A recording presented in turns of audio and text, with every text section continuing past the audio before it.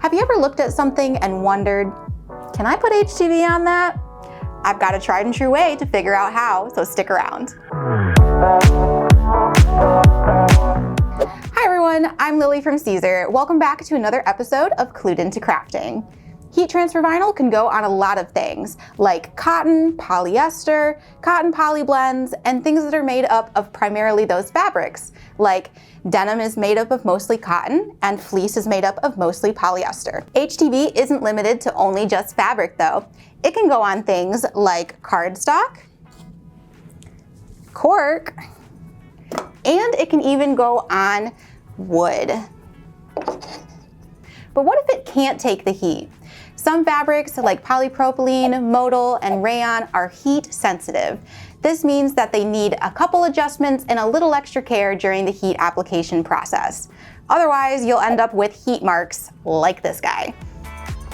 These items will usually have a tag that says cool iron only or do not iron. That lets you know to take extra caution. Sometimes there's no tag at all. What do you do in that case? I have 5 tricks for those tricky items coming right up. Tip number 1. Get 2 of the same item that you're unsure about. This way you have 1 to test on and 1 to apply if things don't work out. Tip number 2, use a heat press if you can. I understand this isn't always an option for everyone, so if you have a home iron, be sure to use caution and these next 3 tips. Tip number 3, test press the extra item using the standard application settings recommended for the HTV you're working with. You can easily double check those in the Siser app. Test a small piece of HTV on an inconspicuous area of the garment. The back, bottom, on the inside is a good place on a t-shirt to try.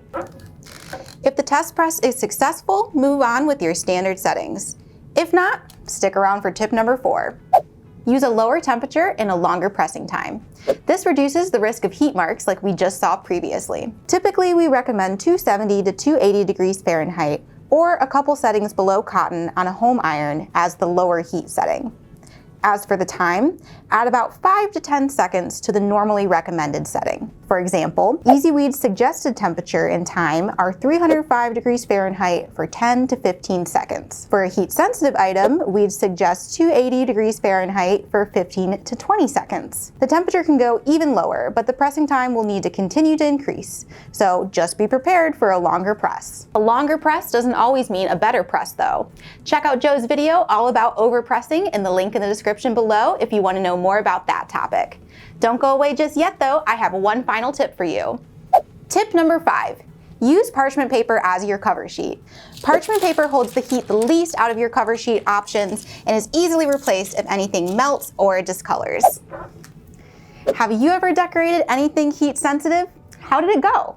Let me know in the comments below. If you enjoyed this video, make sure to give it a like and subscribe to our channel for more videos like this one. I'm Lily from Siser, and this has been Clued Into Crafting. See you next time.